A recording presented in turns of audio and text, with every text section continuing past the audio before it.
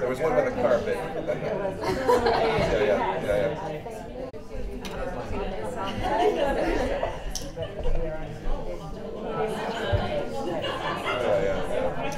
What would have been the center of the living room for television? Was available to Grace family. It would have been a little altar, a little saint. Right. There was always family pictures.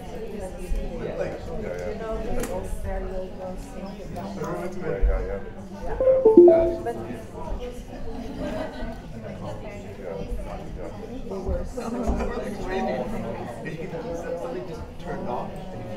They were just like. In the older English houses from the first half of the 20th century, the sitting rooms were all organized around a radio. So like people would, they call it the wireless, right? So you'd sit there and listen to Churchill or something like that. Yeah, but there were no, there was no, I don't know if they had the Okay.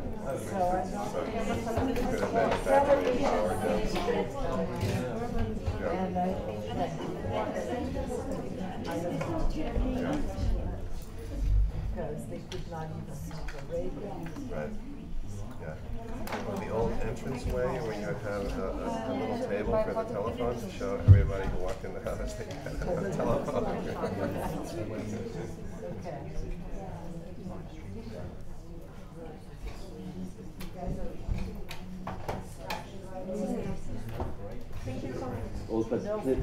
But please, you need to take it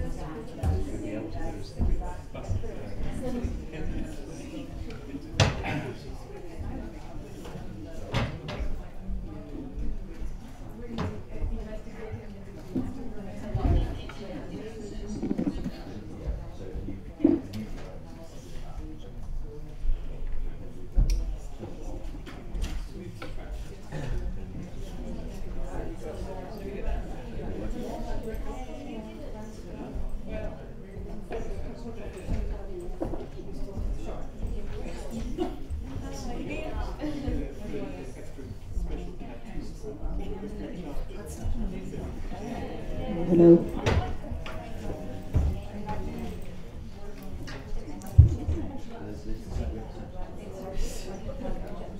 Okay, we'll start in about 2 or 3 minutes.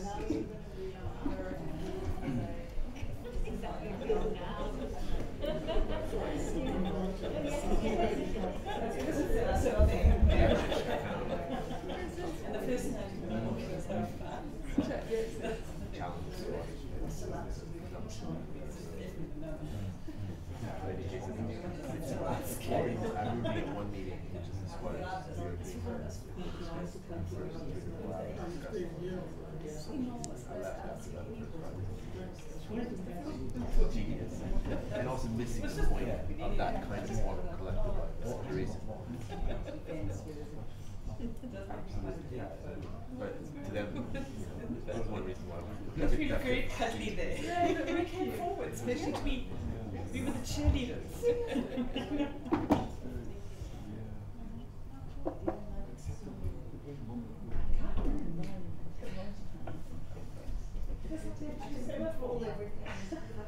So I compete the competitions.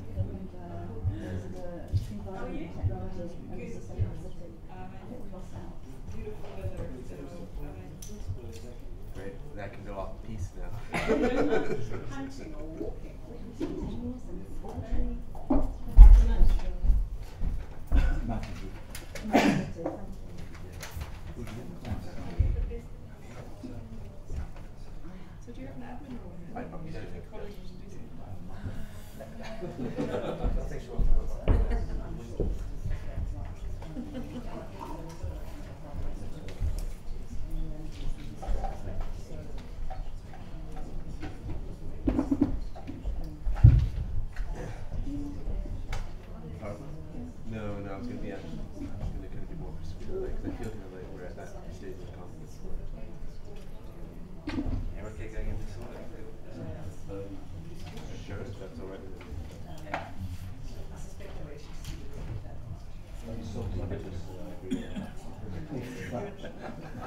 agree with Alex. We're going to take 10 minutes to do it. 15. You've got 15 minutes.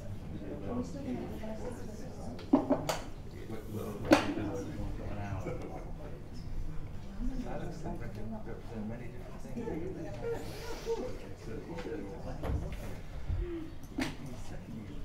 Okay, right, we're going to move on to the Roundtable on Social Movements and Governance. Just to remind ourselves one more time of the way we've been trying to do this. These are effectively, we know we have the vast majority of the people attending here are urban transformations related projects brought into conversation, hopefully with each other and also with a few other guests and so on. And just to remind ourselves, we have this juxtaposition of themes for comparison, then followed not like for like, but values for the comparative, values for the future. Sorry. So that notion of how we organize a comparative imagination alongside thinking about how we valorize a future city is kind of one thematic that we thought might kind of draw a thread between the many different projects that came through the Social Science Research Council, the SRC's selection process, but hopefully give a chance to bring people who sometimes meet each other a lot, sometimes meet each other less often, to come into kind of various forms of conversation. So we're going to follow the same format as we have done on yesterday, and we have three great speakers.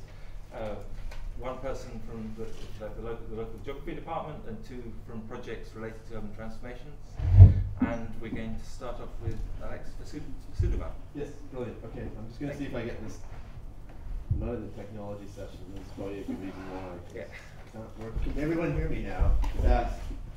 Is that working? The microphone thing? Okay. The streaming.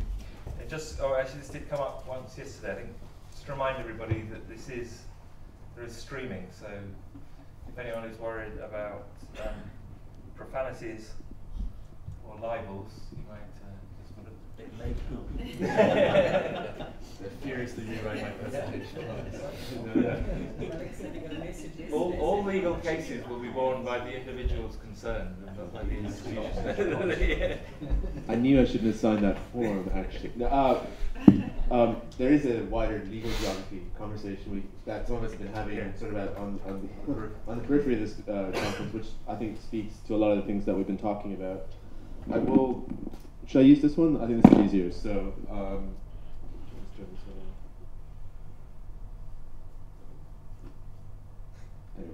on. Anyway, I just wanted to thank everyone at Urban Transformations for the very generous invitation to speak at this conference. And I thought what I'd try to do with my paper was to see it more as a kind of almost intervention and telescope, and weave in some of the discussions and themes that we've been having over the course of the past 2 days, but also the ways in which they fold into or graft onto some of the work that I've been doing for the past few years. And so, by way of introduction, I come very much to the question of the good city, whether we want to call it a normative project or perhaps even an alternative one, from the perspective of prefigurative politics, and more specifically, the actions of urban squatters in the global north. And so, in some sense, I'm sort of working with a question that Monique raised right at the beginning in her keynote yesterday about the notion of what it means to put human flourishing and human rights at the center of the good life in the city, at the center of what we might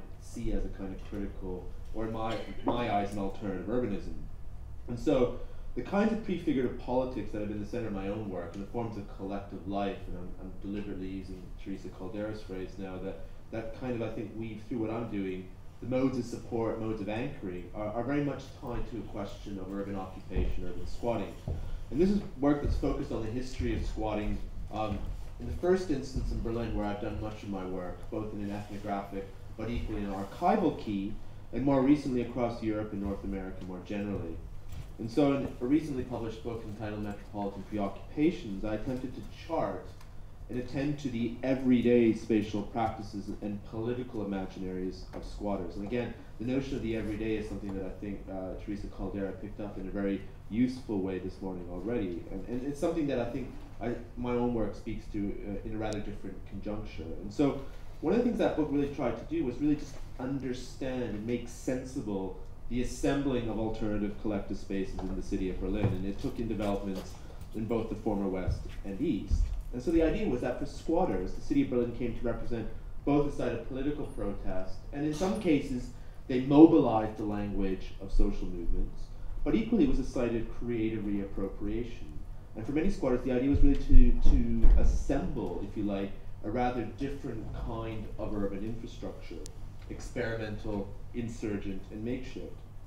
And this was ultimately a project that sought to develop a rich historical account of the various struggles in the city over the making of an alternative urban imagination, not to mention the search for new radical solutions to a lack of housing and infrastructure.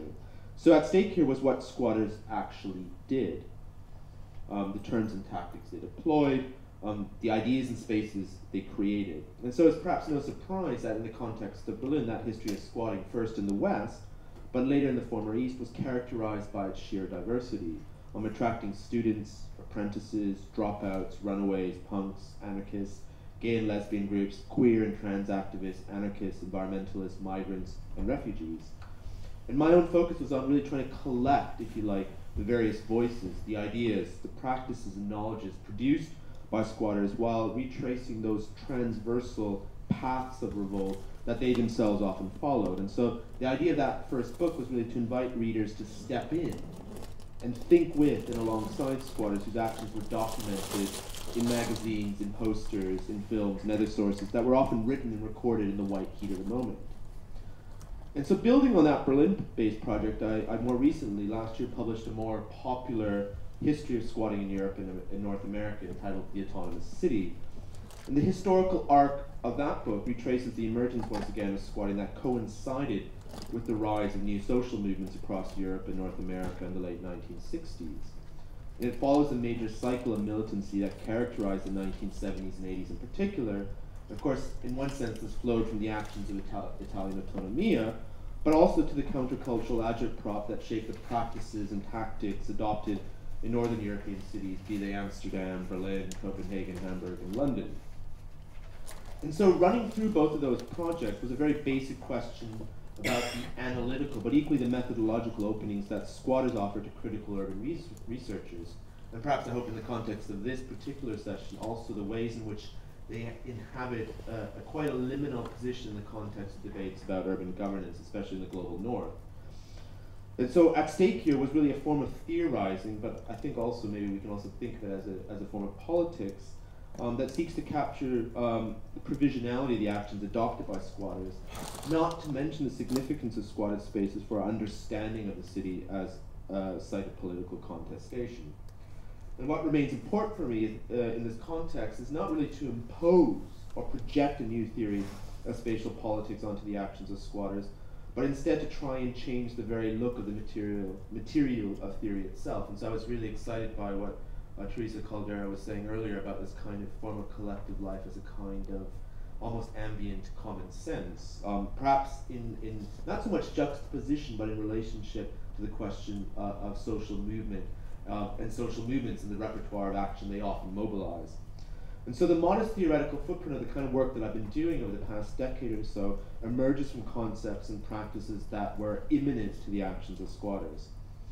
And so I guess my remaining comments this morning are really geared towards telescoping those earlier projects into a wider conversation that we may want to have about the very nature of urban governments, and to recenter how we think about the relationship between a new politics, between social transformation and urban governance. And I should add that as a scholar who has predominantly worked in the global north with squatters in particular contexts, I'm operating at a rather different scale in the form of auto-construction that we just heard about in really exciting and important detail. And I should also flag up the fact that the relationship to questions of illegality, irregularity are rather different, though I would also argue that the state or forms of governance are equally implicated.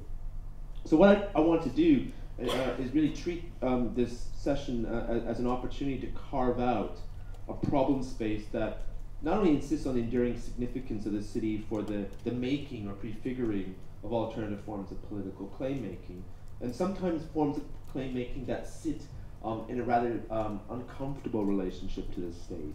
But I also think it's important that we sound a more skeptical note around some of the debates about the new municipalism that we hear here, not only in the UK but across Europe. And while we see some really emergent forms of practice in cities such as Barcelona and Naples, we need to also be mindful that those practices are also operating in a wider field of intensified precarity and weaponized forms of dispossession and displacement. So I think a cautionary note is quite instructive if we're going to begin to think about the hinge between social movements and other forms of collective life and the question of urban governance.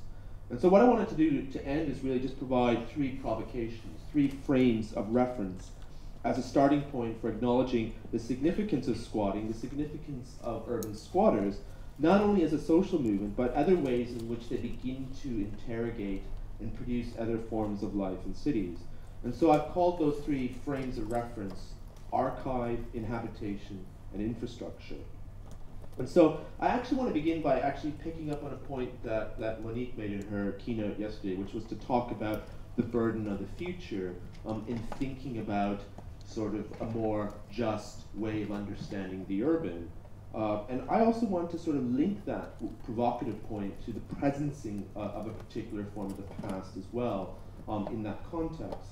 And so I guess I should sort of out myself as a historical geographer in this context, and that in this sense I'm really interested in forms of urban practice that also develop what the geographer Sarah Safransky has referred to as a historical diagnostic, and to connect or link the experiences and remainders of historical injustices with contemporary forms of urban theory and practice.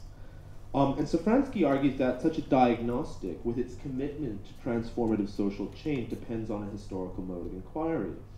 And my own modest aim in my ongoing work, much of it which is increasingly looking at the experience of contemporary migrant squatters across Europe, in particular, is to think about how that kind of archival perspective may open up new ways of engaging with the urban, not only as a form of theoretical elucidation, but equally as a mode of practical engagement.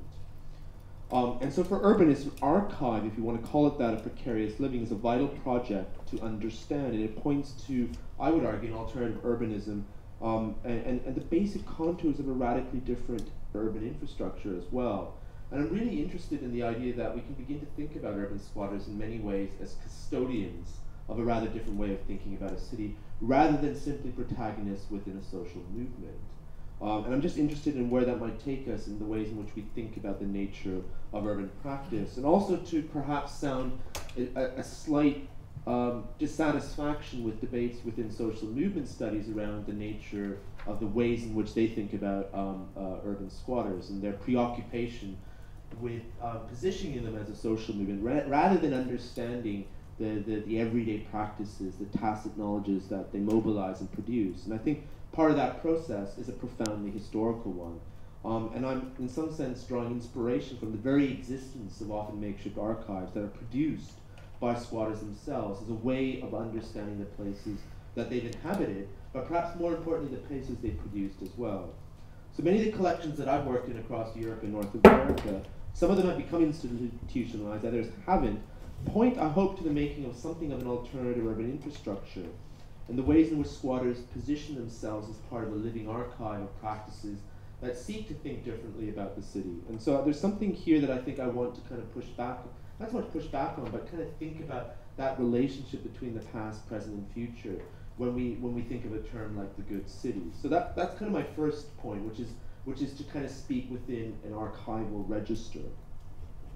And of course, there's so much more we can pick up on that, maybe in questions as well, about where are the pressure points when we think about a living archive of practices in southern cities as well. And some of what Malik said yesterday about kind of politics of coordination was really exciting, in thinking about where we can begin to think about other forms of archiving. So very quickly, my other 2 points, inhabitation and infrastructure. So inhabitation, okay. Very quickly on inhabitation, I just wanted to sort of echo a comment that's been made by a number of squatters working and scholars working on squatting, both in the global north and south, which is that any adequate theory of squatting in its various geographies needs to get to grips with the fundamental ambiguity that often characterizes life in these places. And again, where I'm beginning to take my own work is to begin to think about the question of inhabitation and its relationship to the enactment of particular forms of livability, agency, and endurance, often in settings of extreme insecurity. And the only point I want to make here about this question is, again, how that relates to notions of governance, and where do we position the kinds of geographies of survival, and I'm using a phrase first used by the geographer William Bungay many, many years ago, in relationship to questions of governance, especially when many of the squatters that I work with are also becoming under the sign of a kind of system of surveillance, control, detention, and removal that in many cases composes the contemporary European border regime. So again, where squatters find themselves in a wider conversation about governance and social movement practice, I think is quite interesting to think about. And finally, to just conclude, the thing that perhaps has animated my work more than anything else recently is the question of infrastructure. And much of my work really hinges on a reading of the making of radical politics as an alternative form of infrastructure. And I'm drawn here to what the anthropologist Brian Larkin, I briefly referred to this yesterday, really described as sort of conceptual unruliness of notions of infrastructure. And I'm interested in how we can begin to place conversations about infrastructure within a wider debate about an ethics of care and hospitality as well, and to what extent we can begin to sort of think about alternative forms, not so much of governance, but forms of commoning perhaps, that open up other spaces of care within our cities. And so I guess if I wanted to end my talk, I've sort of been doing work which perhaps operates in some ways pushing back against some of the accommodations that certain practices around social movements have made to the state in recent years, and the ways in which I think housing activists and squatters find themselves in an increasingly precarious position, obviously in Europe and North America, and elsewhere as well. And that conversation, the way in which we can begin to sort of shift our sightlines to a much richer body of work that is imminent to southern cities, I think is really important. So I think with that in mind, I will leave things there and pass on to Joe. So, thank you very much. Thank you very much.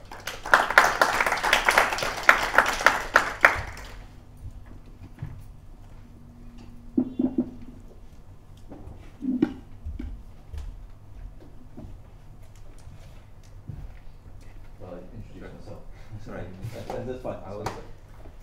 Sorry, introduce Joe Painter from University of Durham. Thank you.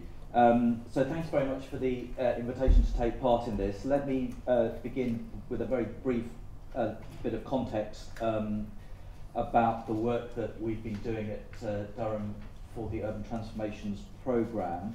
So I'm involved in a project funded under the Urban Transformations Programme on the politics of urban social innovation, and that's something that I'm doing with Paul Langley, Colin McFarlane, Sue Lewis at Durham, and Antony at Loughborough University. And our focus in that project is on, in a sense, unconventional forms of social innovation, so with an emphasis more on the social than, let's say, the kind of the technological innovation. And we've been looking at innovations in relation to food production and provisioning and distribution. We've been looking at innovations in relation to finance, social forms of finance and new financial technologies, and we've been looking at innovative practices in the field of arts and culture, and this is in a European context, so our research is focused on the cities of Berlin, Athens and Newcastle in the northeast of England, but it's not a formal kind of comparative matrix. We're not treating these cities as discrete case studies. We're rather more interested in a series of themes that cut across these places, and we kind of move between the places as the themes take us, in a sense. So one of the aspects of the relationship between social innovation and urban politics that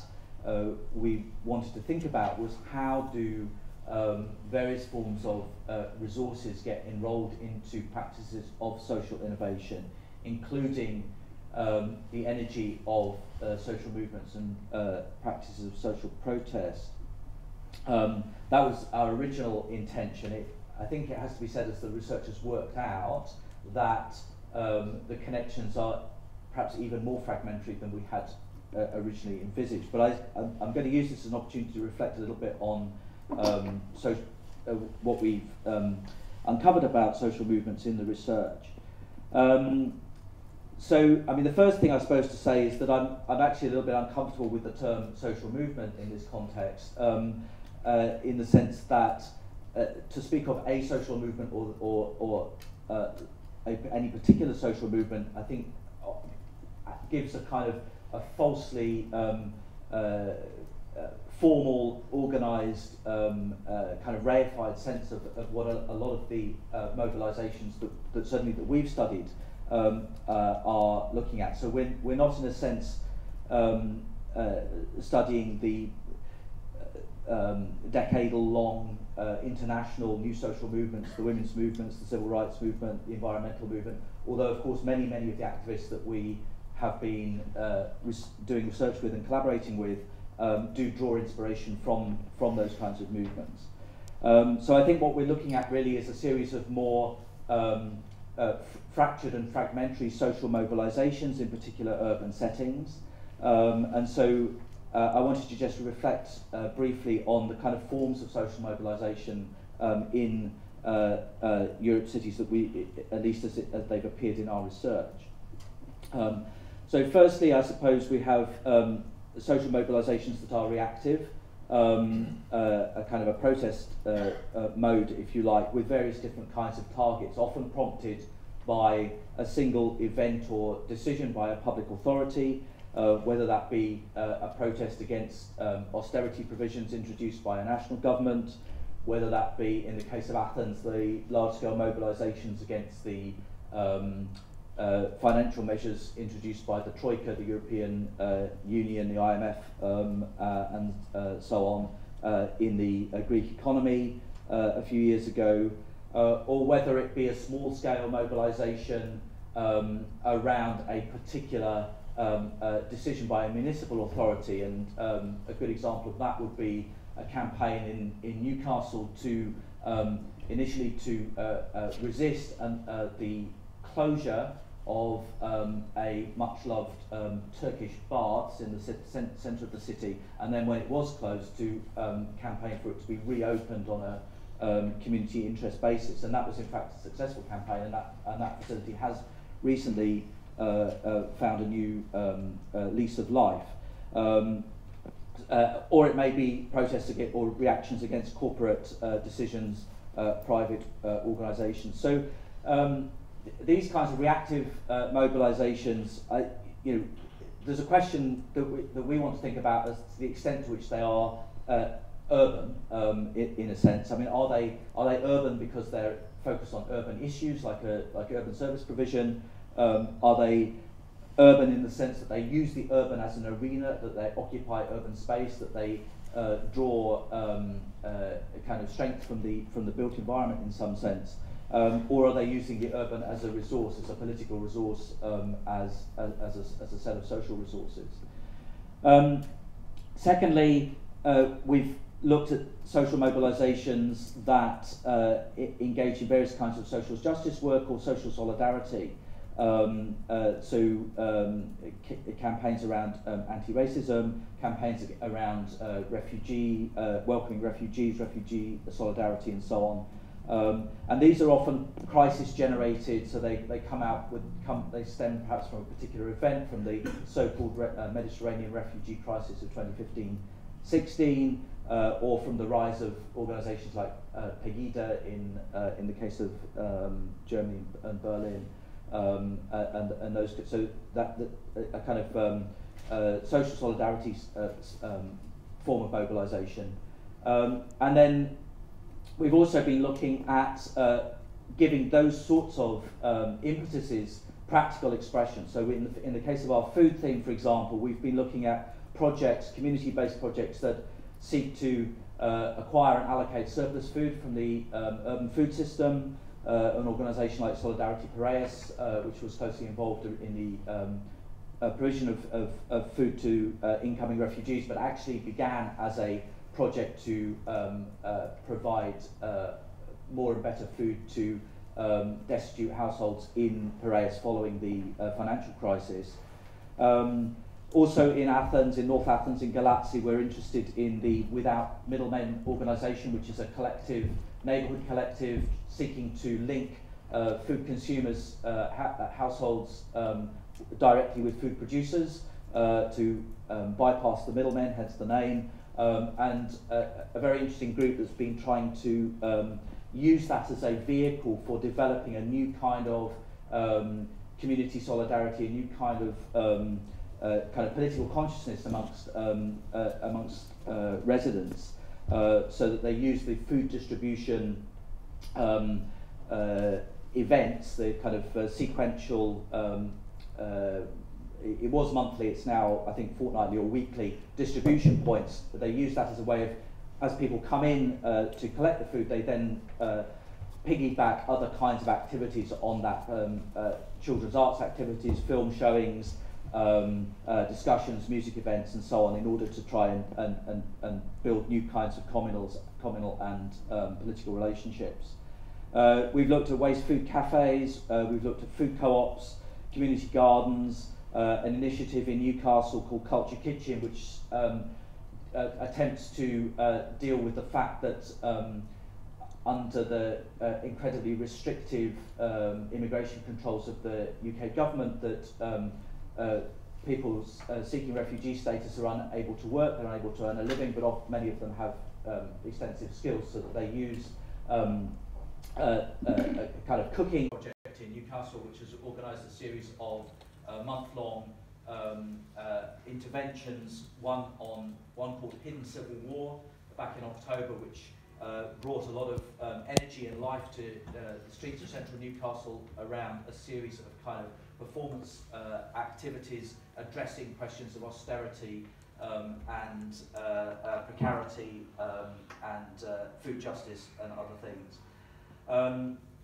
So that just gives you kind of a flavour of some of the things that we've been looking at, and then just in conclusion, to think about a few of the themes that have come out of this. So the first would be one around temporality. So many of these interventions, many of these mobilisations are quite brief, quite fleeting. They can be quite temporary. That may be because of a victory, as in the case of the Turkish baths, or it may be because of a quick defeat. But one of the questions that we've been asking is how to, in a sense, capture that energy and how can people continue to invest time and commitment and build something that endures. One of the ways of doing that is through solidarity provision, so that you engage in kind of practical solidarity work.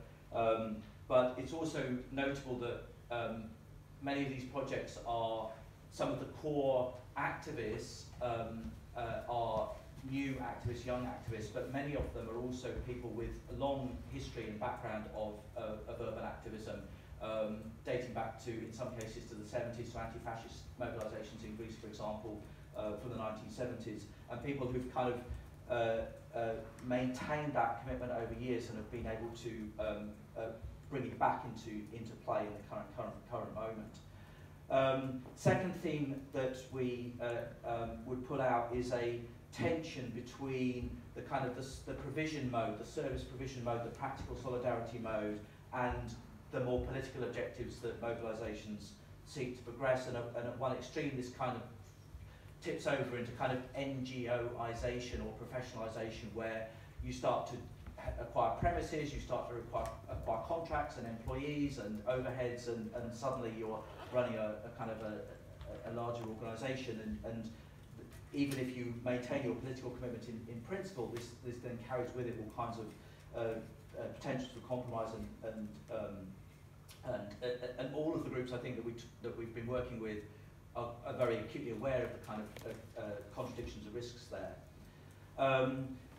I spoke briefly about temporality. Also space, of course, is hugely important in terms of the use that's made of urban space, but very often the development of kind of particular kinds of spaces in order to further the practices of mobilisation. So whether that be squats or squatted premises of various kinds, whether it be the use of temporary urban space in disused office buildings, the tiny kind of pocket handkerchief community garden in Neukölln that I visited, which was quite literally on the front line of gentrification, because there was a public housing project on one side of it, and there was a new private apartment block which had FUCK gentrification graffitied all the way across the front wall in English.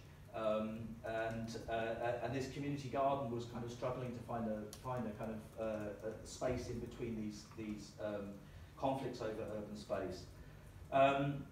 And then finally, the big question of the relationship between these sorts of mobilisations and the more formal structures of urban governance. And there is the issue that I think Alex has already mentioned around kind of accommodation or co-optation.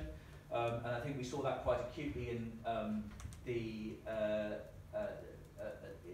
years after 2010 in the UK, when there was the coalition government's big society agenda and the attempt really to kind of take that kind of Chicago-style community activism and capture it within a governmental agenda that many activists were very uncomfortable with. And a number of mobilisations or groups engaged in these kinds of mobilisations adopt as a kind of counter-strategy to that, effectively an autonomous approach. So a kind of we're going to do our own thing. We're not going to relate to the authorities. We're going to go off-grid. We're going to protect our political objectives and our kind of credibility by failing to engage or refusing to engage with the kind of formal political structures. And I think that's particularly prevalent in Athens, given the kind of history, and particularly the recent history of the Syriza shift in Syriza politics in the last 5 years or so. Then there's a kind of relationship of antagonism, so the kind of the protest mode. But perhaps more interestingly, there's the sort of temporary alliance. So there's the kind of temporary accommodation, not a kind of co-option permanently. And a good example of that would be the work of ZKU in Berlin in relation to their refugee arts project and their efforts to bring into more valuable community use a major site, a disused office building just on the edge of Alexanderplatz called the Haus der Statistik, a former GDR official office block, and the struggles that they've been having with the Berlin city authorities in order to gain the right to use this building for community purposes. So I think there's no straightforward relationship between social mobilisations. There's no kind of direct transmission mechanism. The party structures in most cases in municipal politics don't map on at all conveniently to urban social movements in contemporary Europe. And so these relationships are always going to be unstable, intermittent and shifting, and in a sense of pragmatic. And again, it's, to go back to where I started, it's not really about thinking about a social movement as a grand project, but more in terms of a temporary and shorter-term mobilisation. Thank you. Brilliant. Thank you, James. Third contribution is from Beth Perry from University of Sheffield. Oh no, it's all going to fail with the technology.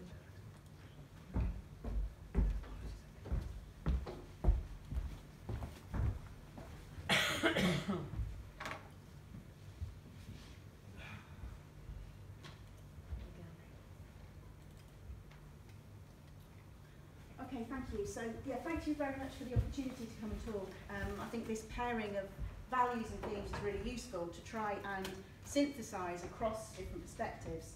And so I've also chosen, I hope, to embrace this opportunity in the spirit of offering a provocation and develop something new for today.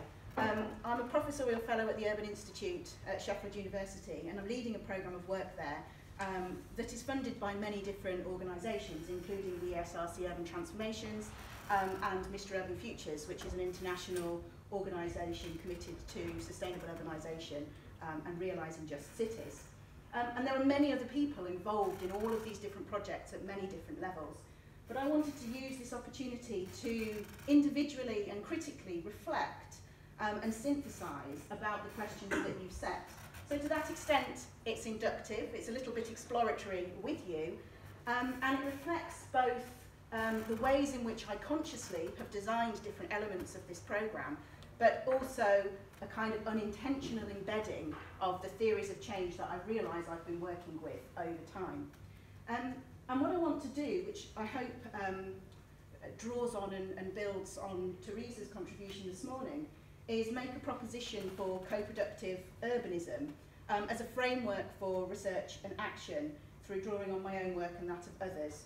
I'm really interested in the idea of co-production as a paradigm shift, both co-production as a state strategy and co-production in research, and as a way of being able to interrogate and understand actually existing and alternative forms of urbanism.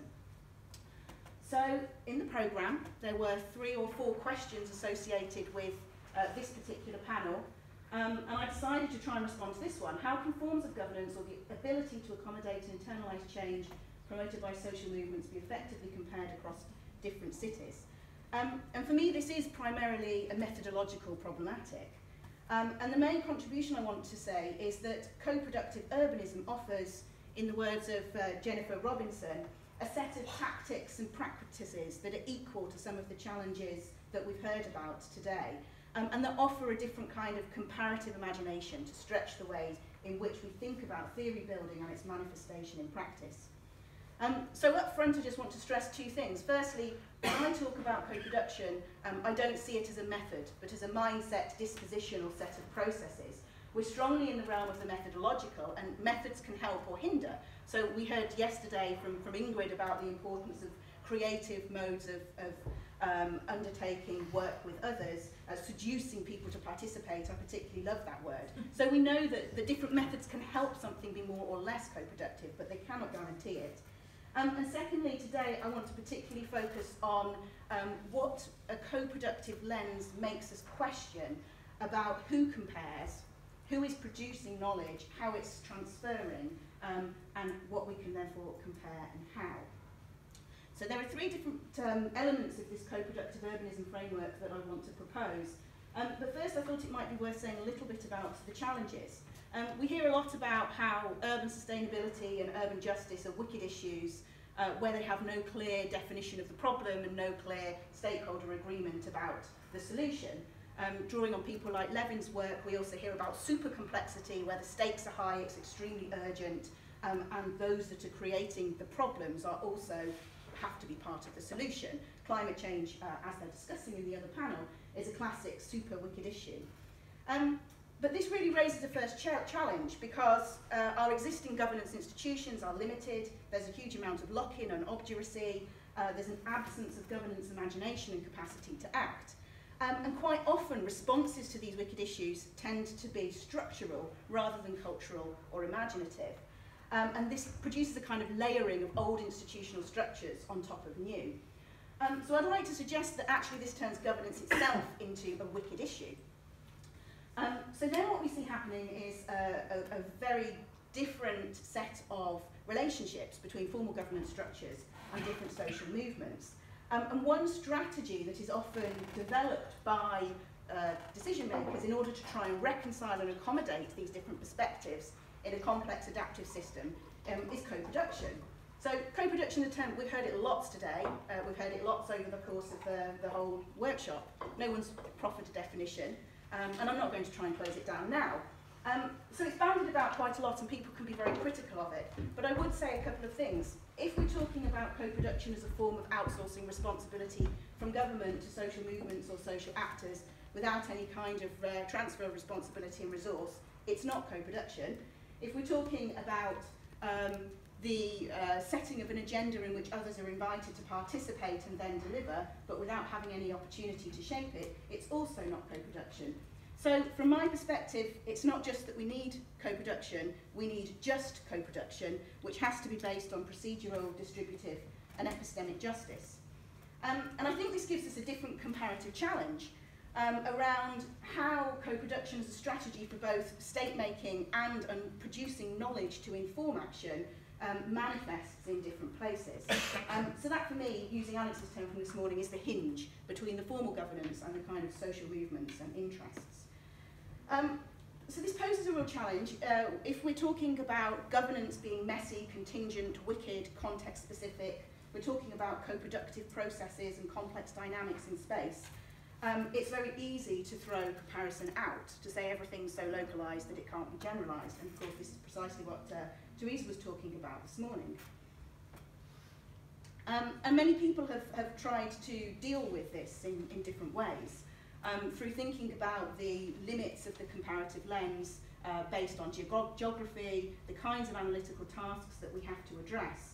But I do think that there's something kind of specific here relating to what co-productive adaptive governance means in terms of in terms of comparison, and whether co-productive urbanism offers a way of addressing these challenges. So, co-productive urbanism as a strategy, I think, is based on a number of different elements. Some of these we have actually already talked about, and Teresa talked about difference extremely well and helpfully this morning, so I'm going to miss a couple of them out. But I think one of the most important ones here is to understand co-productive urbanism as a strategy not only for learning but for transformation. So it's about a disposition and a mindset of how we think about the production flow and reception of knowledge from a geographical perspective. It's a kind of active scholarship that works across different geographical scales and breaks that traditional emphasis on the idea of governance towards a different set of intersectional lenses. By mirroring, what I mean there is that we need different approaches to comparison based on complex adaptive research designs that actually mirror the social worlds that we're trying to understand. There are people who have suggested that there is a distinct differentiation between co-production in governance and co-production in research, but I don't see that difference as starkly as some do. Indeed, I think instead that if we're talking about a knowledge economy, we're talking about university-industry partnerships and different ways of producing this, we're fundamentally thinking in a different way about the production of urban space. Transcendence is about embedding the relationship between knowledge and action strongly within what we're doing.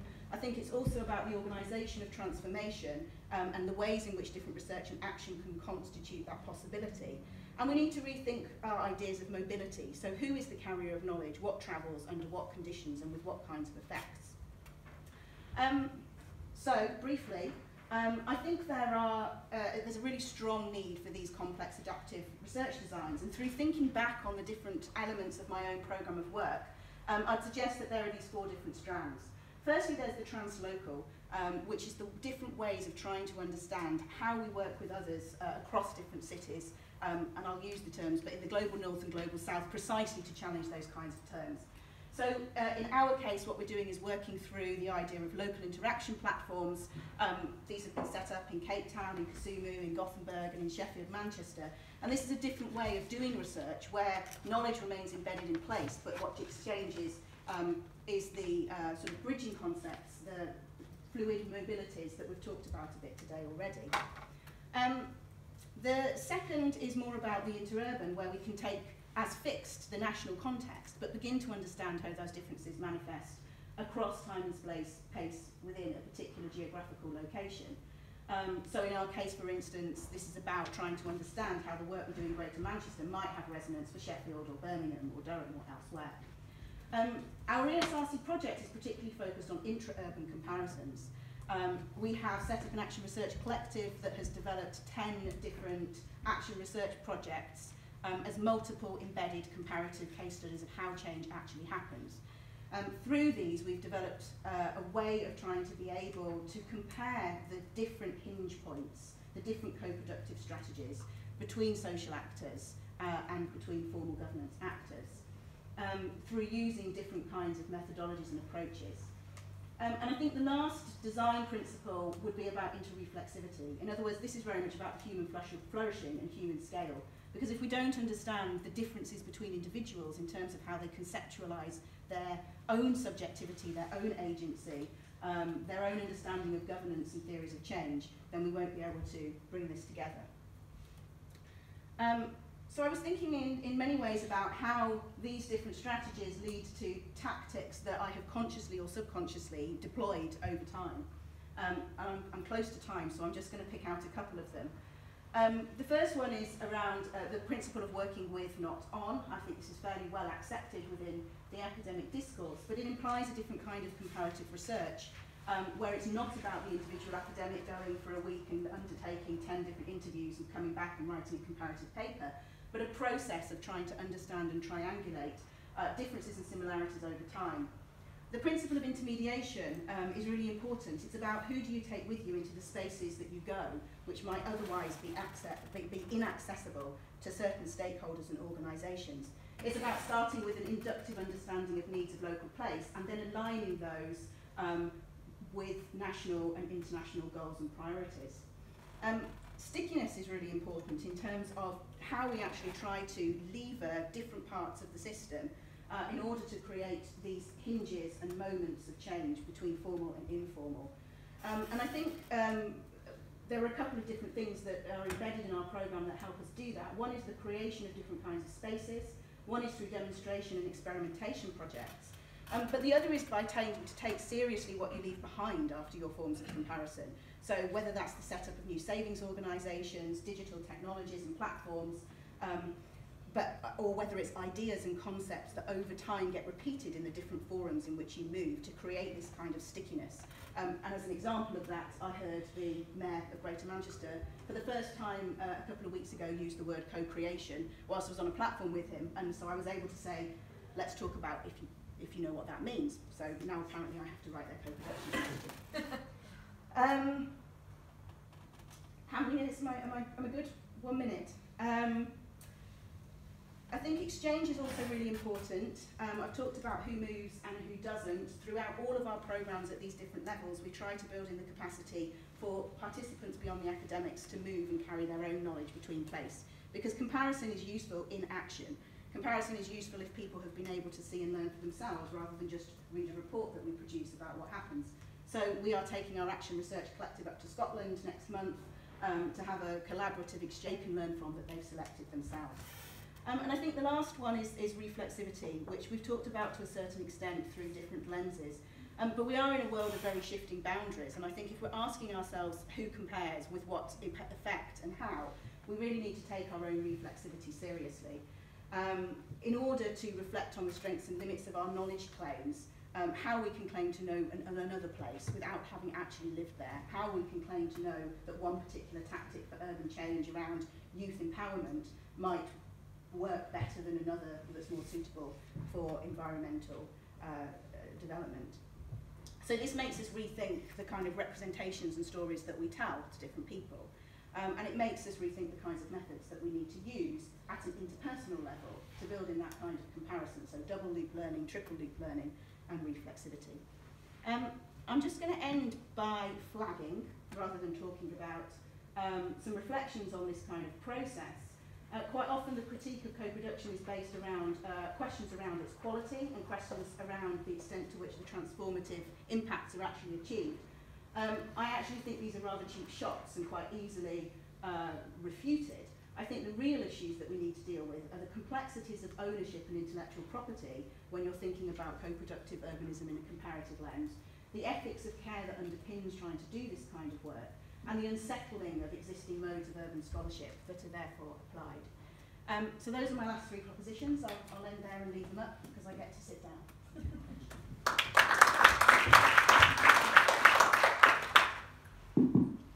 Okay, thank you. We've already got people indicating they want to come in, so my pregnant preamble will be circumvented. So we go 1 and 2, or maybe Nathan.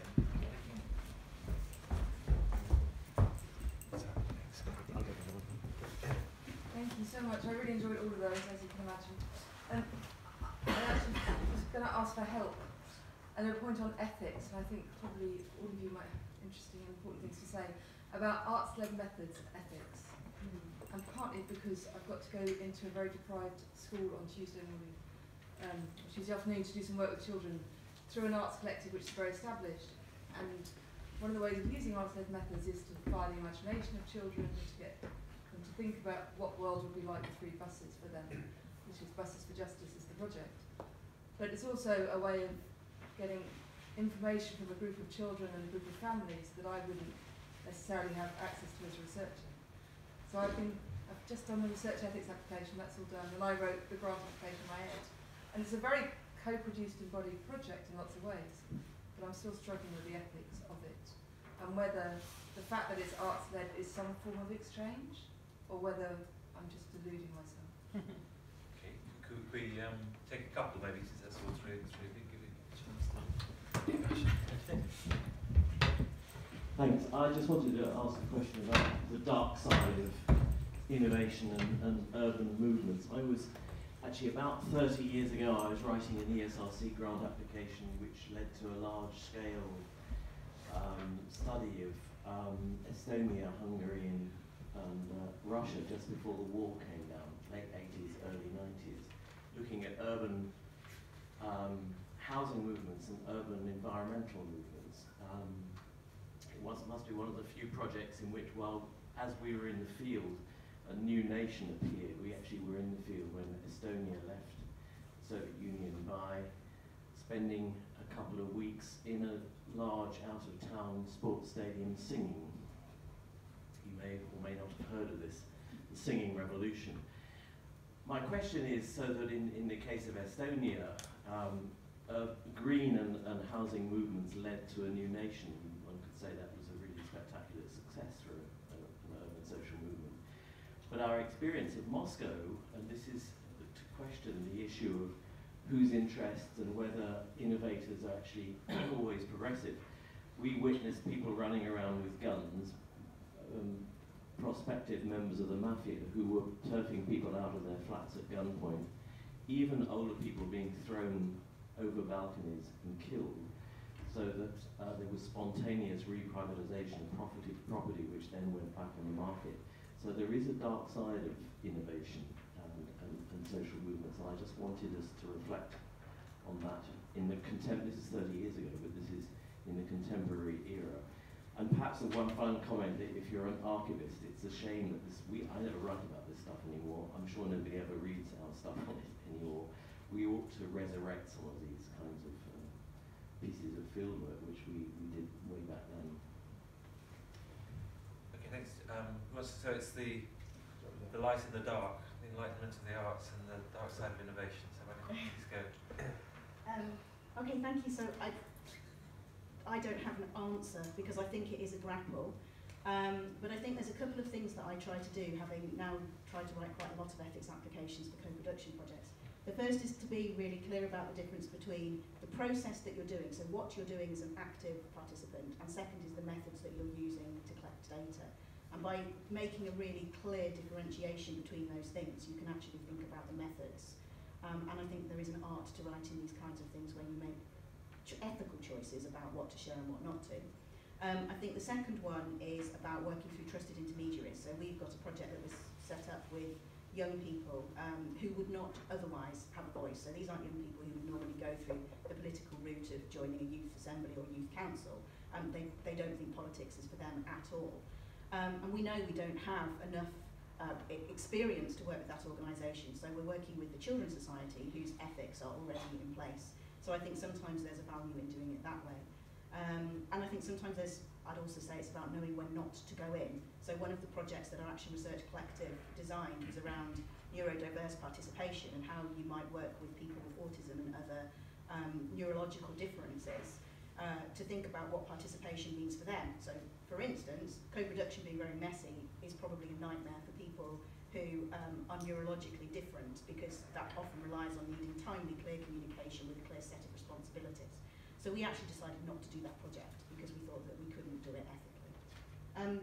I'll just come back to this other question. I've only got one observation really, which is that I think it's a really interesting question. And one manifestation that I'm aware of is, for instance, in Greater Manchester, there's been a huge amount of social mobilisation in opposition to the spatial framework.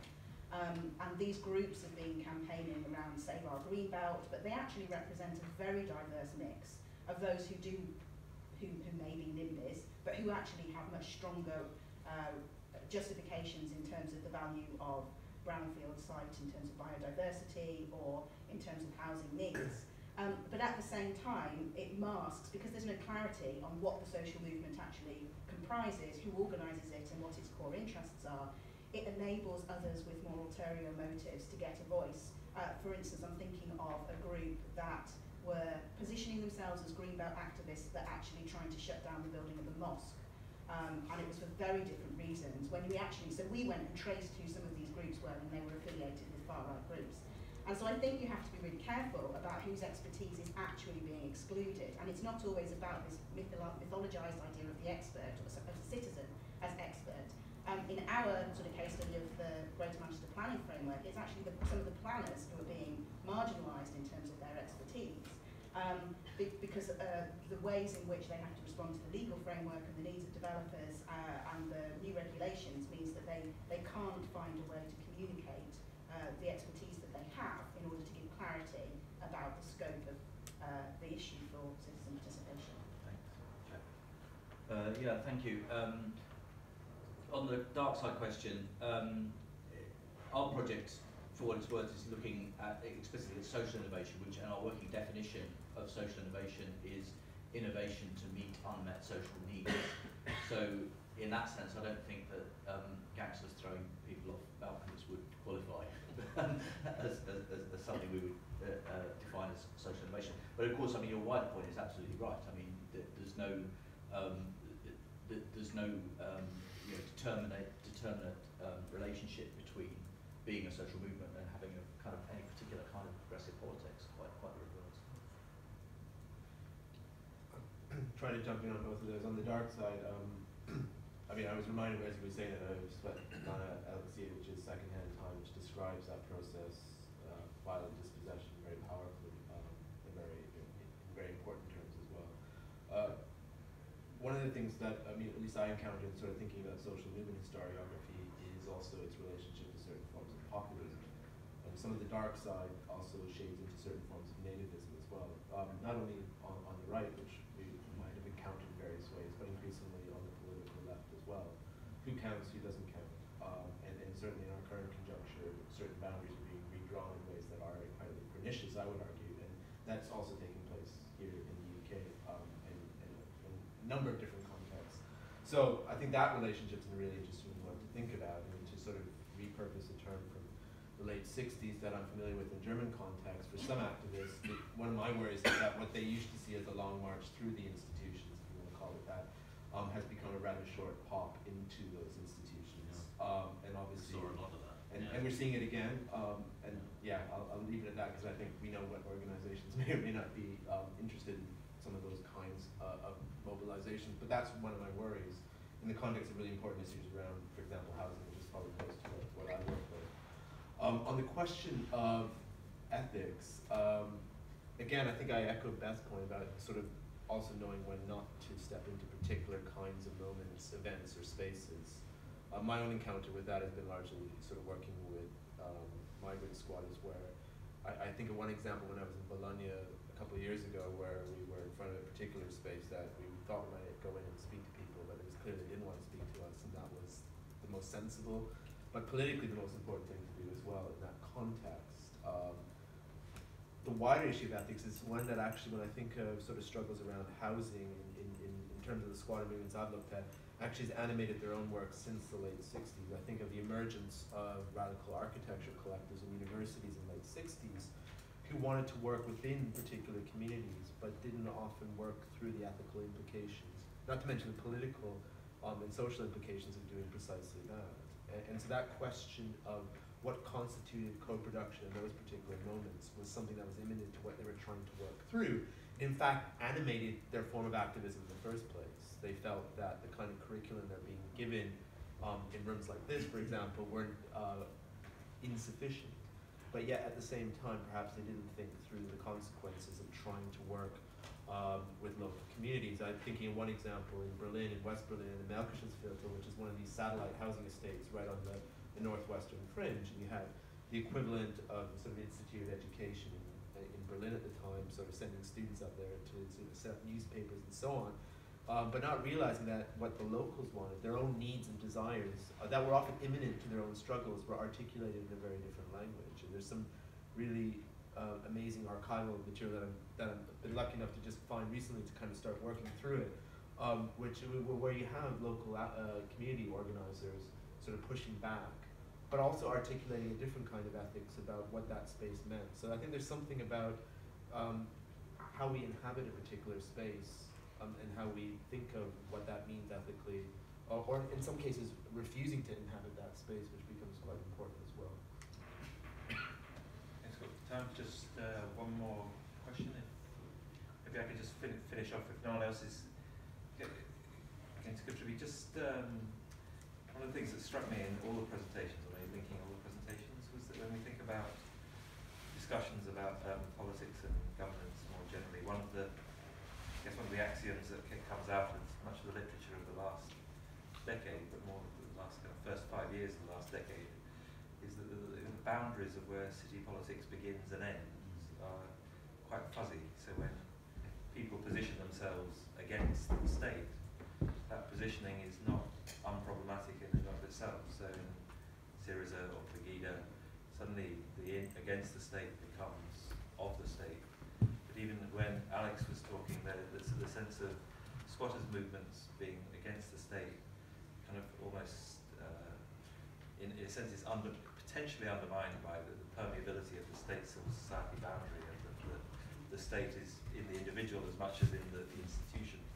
And I guess with Beth, there was a sense that the co-production by the local authority as Manchester reforms and its relationship to the community, kind of the fuzzy, Manchester local authority is a kind of big bureaucratic structure. Many of those people are working with the community groups, the organisations as well. So there's a kind of Venn diagram overlap. So there's 2 points that come out of that. I mean, one is, what are you thinking about in each of your contributions about how we understand contemporary city politics, where the city politics begins and ends, and where urban governance is, but also what does the comparative lens offer to that kind of problem?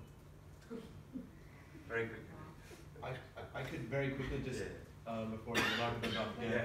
I mean, it's also interesting how many times, people in various social movements and squatters end up actually being politicians themselves in various contexts. The obvious example maybe perhaps is Barcelona more recently, but there are a number of other examples we could draw attention to, and so that kind of sort of gray area actually is part of forms of urban governance that we encounter in a number of different circumstances. I think one of the things that has certainly changed, and is, at least in my experience, is that if you look at some of the negotiations between housing activists and municipal authorities, there was a room for negotiation. It was a negotiation. Now it feels less like that in many contexts.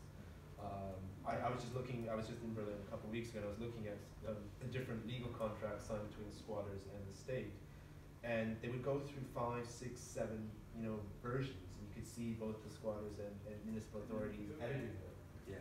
That wouldn't happen now. The only appearance would be often, a rather large group of police vans, and there wouldn't be a negotiation now, other than trying to get people out of that space. So I think there has been a shift in terms of the way in which governance sees certain forms of action, perhaps, which I find not only is specific to German context, but across Europe and North America more generally. Yeah, so I mean, just briefly, I think your point is well made, Mike, and I think it's not just a case of perhaps activists moving into or taking over some elements of the state or state decision-making capacity, but it's also about politics not being limited to the state in any case. So that a lot of how power is exercised and how decisions are made in cities doesn't happen in City Hall. I mean, that it has, but perhaps today less and less so. And so people, in a sense, are making their own politics, and there are elements of, particularly what's happening in Athens, of almost the shadow state becoming more effective than the official state, if you like, because of the complete kind of collapse of the public finances. Thank you. Yeah, thank you. I mean, I think this question of how we understand the political is really important. And one of the things that our intra-urban comparative lens does is enable us to actually understand that in very different ways.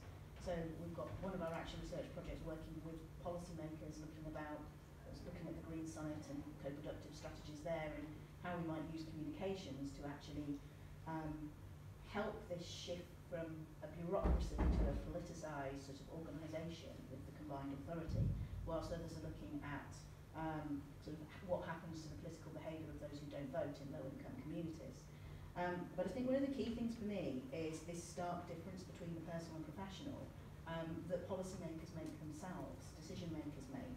When you actually work with them for a long time, you realise that, well, you understand rather their political subjectivities, and when they're in public spaces, they often act counter to the things that they actually say that they hold dear.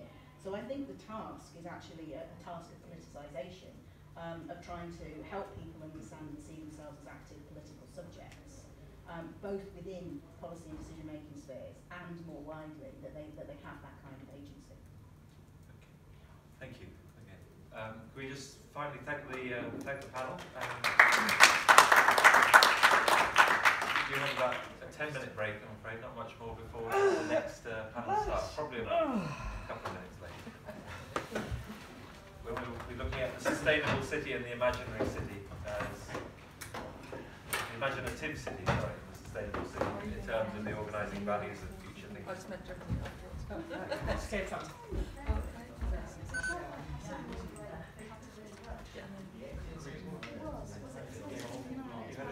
Moving.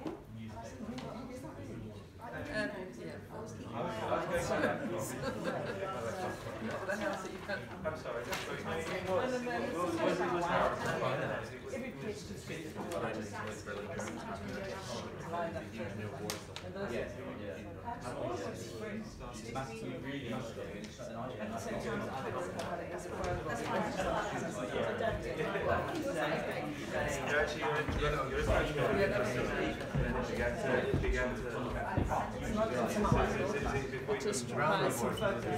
Can you really move that?